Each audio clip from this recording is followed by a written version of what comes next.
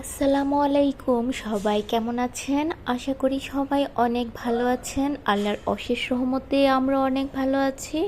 আমার এই ভিডিও ধারণ করা ঈদের চতুর্থ দিন।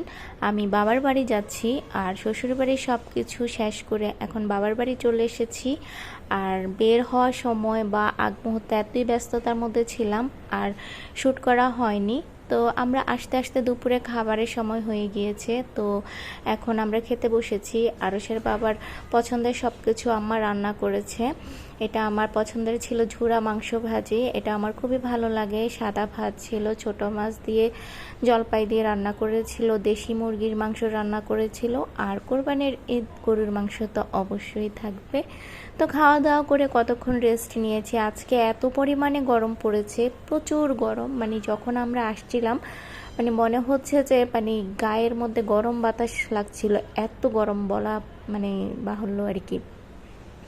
মানে গরমের জন্য কারেন্ট আছে, বাট বাতাস একটু গায়ে লাগছে না। ঘরে ফ্যানের বাতাস, বাহিরেও মনে হচ্ছে যে বাতাস নেই, এমন গাছগাছালি।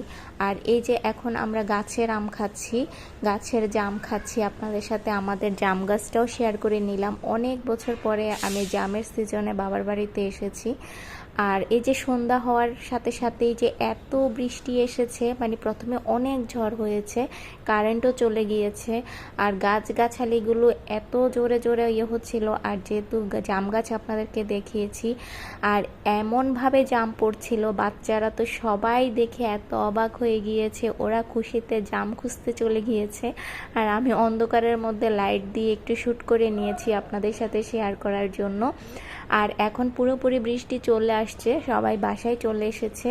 আর আজকের ভিডিও এ পর্যন্ত। সবাই ভালো থাকবেন, সুস্থ থাকবেন, আমার জন্য দোয়া করবেন, আমার চ্যানেলের সাথেই থাকবেন। আল্লাহ।